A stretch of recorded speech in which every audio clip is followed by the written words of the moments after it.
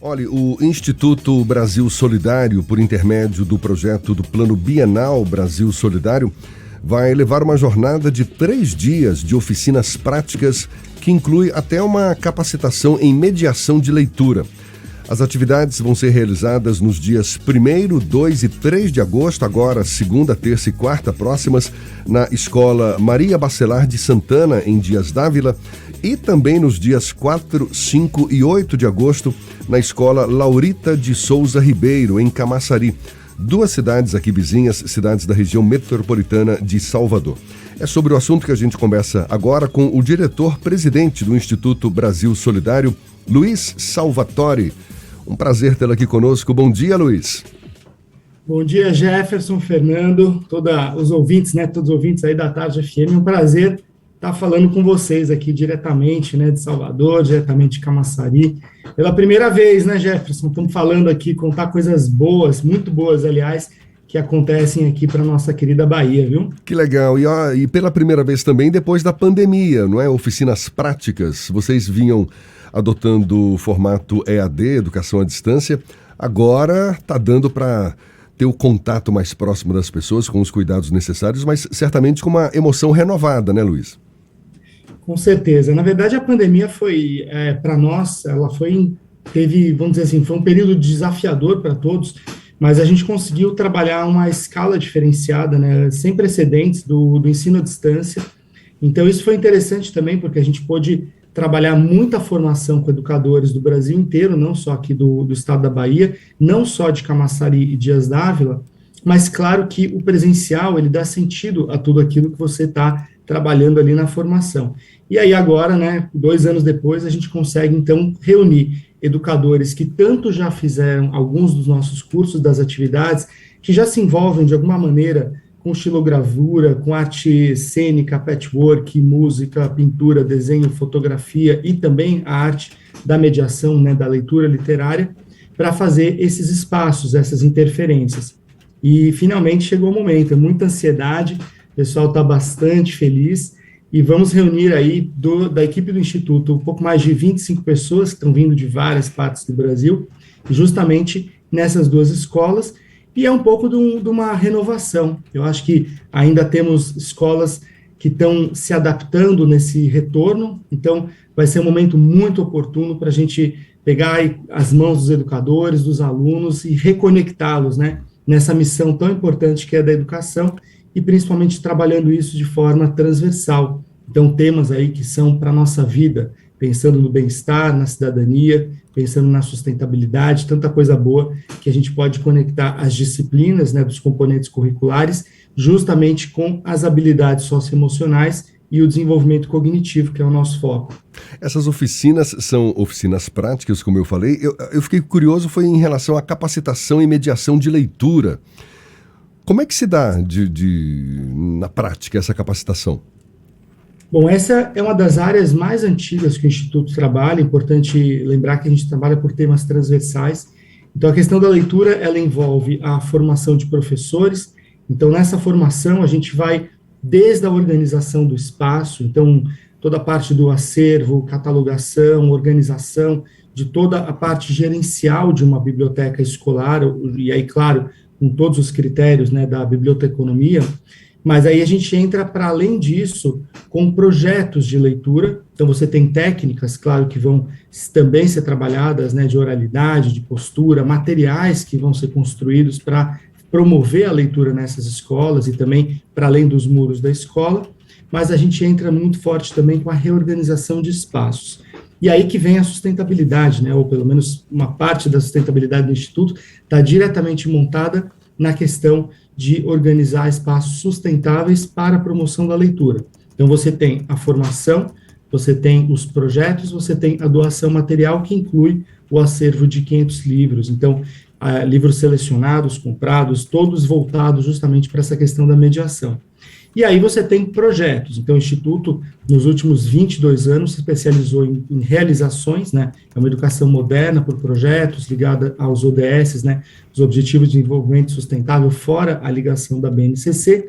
E aí nós temos, então, a implementação de ações como o São João Literário, Anjos da Leitura, né, 30 minutos pela leitura, entre outros programas que a gente implementa em rede. Então, não são apenas para essas duas escolas, são justamente programas que vão fomentar políticas públicas, que vão trabalhar a leitura literária. E, claro, a gente sabe que um bom leitor vai ser um bom escritor, vai ser um cidadão aí que consegue se conectar melhor, e com certeza isso alavanca também indicadores, e isso traz grandes benefícios tanto para o aluno, para a escola, para o educador e para a sociedade. Luiz, como é que funciona o processo de seleção daqueles municípios e daquelas escolas que vão ter acesso aos projetos desenvolvidos pelo Instituto? Porque isso vai ter um impacto no resultado socioeconômico da própria proposta do Instituto. Como é que funciona essa seleção? Boa pergunta, Fernando. O Instituto, nesses 22 anos, vamos só entender que nós somos uma instituição privada e a gente trabalha com financiamento privado. Então, nós temos uma série de empresas que nos apoiam. Neste universo de empresas que apoiam, a gente tem dois segmentos. O segmento que entra com recursos que a gente vai para quem nos procura, para quem precisa, e a gente tem liberdade para estar em qualquer estado do Brasil, por exemplo, mas aqui em Dias Dávila e Camaçari, a gente conseguiu algo muito bacana, que é a proximidade com empresas locais. Então, nós temos duas empresas que já temos trabalhado já há alguns anos, que é a Bayer e também a Copenor, são empresas do Polo, e elas recomendam, então, que a gente atue em alguns dos seus territórios. Então, a gente tem alguns municípios onde a gente pode trabalhar. E aí existe todo um processo de visitação. Então, tanto em Dias Dávila quanto em Camaçari, além de fazer essa articulação com secretarias para eles trabalharem em rede os projetos e principalmente a formação, e isso continua aberto, uma vez que a gente mantém o sistema de ensino à distância, agregado à ação presencial, a gente faz visitas. E nessas visitas a gente vai identificar qual é aquela escola realmente que pode ter um potencial multiplicador, que vai ter capacidade também para receber toda essa demanda, né? Como eu disse, são 8 áreas de projeto, inclusive a educação financeira também, nós temos um projeto muito grande para 100% dessas escolas, desses 2 municípios e outros que nós estamos trabalhando aqui na Bahia e também na região metropolitana, mais amplo falando. Então, nós fazemos visitas e aí a gente vai entendendo qual é aquela escola que tem a capacidade de receber isso, através de pesquisas, através de levantamentos práticos, porque é um investimento humano muito grande, é um investimento financeiro grande, e é um investimento também que nós estamos na visão de longo prazo, uma vez que essas escolas também vão ter esses impactos e vão ser projetadas como uma certa referência para aqueles municípios. Então, é muito importante uma boa escolha, e a gente faz isso com bastante critério pela equipe do Instituto, visitando presencialmente e fazendo essas escutas. Na semana retrasada, só para vocês entenderem, nós estávamos lá em Camaçari, na Laurita, e escutando alunos, escutando professores, fazendo rodas muito bonitas de conversa, porque não é uma fórmula pronta. Claro que o Instituto tem um método que funciona nesses últimos 22 anos, provado, que alavanca a IDEB, que melhora condições socioemocionais de alunos e professores e famílias. Mas a gente também vai escutar e vai ajustar os nossos projetos às questões culturais. Então, uma apresentação teatral, a própria questão do acervo, que vai ser organizado, comprado, direcionado, um projeto fotográfico que vai ser implementado, um projeto de música, tudo isso, na verdade, vai respeitar também, entre outras coisas, os sonhos daqueles alunos, os sonhos daquelas comunidades, as pinturas que vão ser feitas nas escolas. Então, tudo isso é desenhado em conjunto, e por isso que o Instituto tem, inclusive, o nosso slogan, Juntos Construímos, né? Justamente por esse desejo de fazer em conjunto com as pessoas aquilo que elas sonham e que a gente pode, como uma instituição, oferecer. Organizações como o Instituto Brasil Solidário, elas ocupam espaços que, infelizmente, o poder público acabam não ocupando. Ou seja, são lacunas do Estado brasileiro que acabam sendo ocupadas ou, pelo menos, preenchidas por ações como essa. E como é que funciona a relação do Instituto com o próprio Estado brasileiro? E aí eu não direciono só ao município ou a uma escola estadual ou até ao Instituto Federal, mas essa relação com o poder público para que não haja, por exemplo, uma reação negativa por parte dos profissionais, dos professores, dos coordenadores que vão lidar direto com o Instituto. Então, nós temos uma relação muito transparente com as pessoas dos municípios.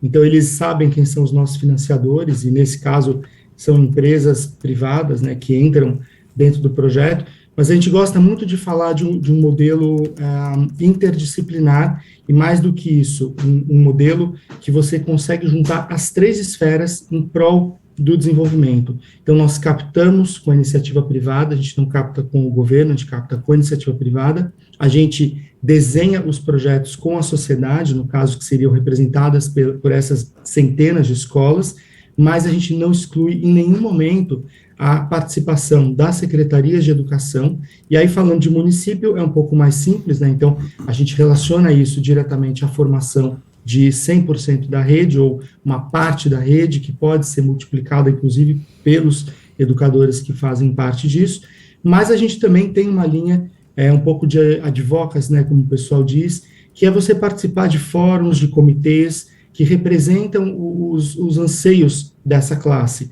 Então, existem políticas públicas para a promoção da leitura, existem políticas públicas para a promoção da saúde nas escolas, existem políticas públicas de educação financeira. Então, a gente também está inserido nesses diálogos para, além de trabalhar nos municípios, trabalhar no macro. Então, exemplos, a gente faz parte de comitês do governo do estado do Ceará, por exemplo, que nós temos sede em São Paulo, Ceará e Bahia, e no estado do Ceará a gente faz um caminho super grande para ajudá-los a desenhar questões relativas à política de educação ambiental, por exemplo, com soluções. Então, nossa parte é muito dar alguns caminhos que são executados na ponta prática, que dão resultado e que, infelizmente, às vezes o poder público tão inchado e tão complexo, e por que não, em muitos casos burocrático, ele não consegue avançar. Então, nosso papel é muito de mostrar o como avançar, o como fazer, e que é possível fazer. Acho que isso é o mais importante, porque são 22 anos executando. Então, a gente tem caminhos, exemplos e muitos materiais e muitos testemunhos executando e fazendo.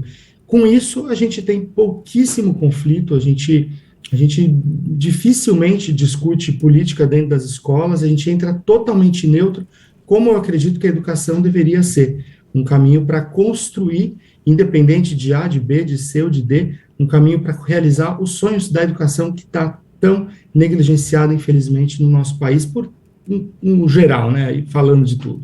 Está conversando aqui com o Luiz Salvatore, que é diretor-presidente do Instituto Brasil Solidário. As atividades do IBS, Luiz, como essas que serão realizadas agora em Camaçari, também em Dias d'Ávila, a partir da semana que vem, envolvem desde formação para os educadores da região, como você destacou, tem a doação também de acervo, a entrega do espaço literário. Esse sempre é o formato das atividades do IBS com as escolas, as comunidades beneficiadas? Esse é o formato histórico, né? O Instituto sempre foi prático. Então, historicamente, a gente tem essa relação intersetorial de desenhar, como eu disse, desenha os projetos, capta com iniciativa e executa em parceria, sempre respeitando as histórias, indicadores e a política pública com as secretarias locais. Mas nosso formato realmente ele é prático. Então, nós sempre entramos numa escola, enxergamos o potencial, e aí você tem essa doação material, você tem a inserção de projetos, e aí você tem, eu falei projetos de leitura, né, que o Fernando, acho que me perguntou, o Jefferson, mas a gente tem, imagine que para cada área nossa, a gente tem outros programas, então a gente vai em cada um deles inserir isso de alguma maneira. Então, você tem sempre o impacto da construção, da reforma, da doação, você tem o impacto do projeto, você tem o impacto da relação de longo prazo e você tem a prática. Eu acho que esse é o ponto que a gente mais gosta de trabalhar. Então, quando nós transportamos na pandemia tudo também para o ensino à distância, a gente, na verdade, só potencializou, a gente ecoou essas experiências. Então, a nossa experiência de ensino à distância tem sido excepcional. E aí a gente tem avaliações externas e tudo. Então, hoje é o cenário que a gente enxerga, talvez, dos mais interessantes possíveis, que é trabalhar alguns municípios primeiro com os conteúdos neste formato à distância, disseminar tudo isso, conhecer as pessoas, interagir, conhecê-las do ponto de vista gerencial para conquistá-las, e depois você entra em uma dessas escolas para fazer acontecer tudo aquilo que elas aprenderam no curso. Então, eu acho que esse é o cenário do futuro, e o cenário tradicional sempre foi este presencial, e aí, claro que a gente tem histórias de construção de escolas do zero até reformas, e até intervenções que às vezes não precisam ser tão grandes, né? A gente está falando muito forte também na área de leitura. Em leitura você consegue reorganizar o espaço literário sem gastar muito. Então aí que entra essa inteligência que a gente trabalha com pallets, com caixotes, com reaproveitamento. A gente potencializa os talentos da escola, a gente olha os materiais que são acessíveis para a realidade da escola, então que não serão caros, mas que são possíveis de fazer uma diferença brutal. E nesses 3 dias presenciais, vem uma força-tarefa, né? Como aqueles programas de TV, a gente faz mais ou menos aquilo.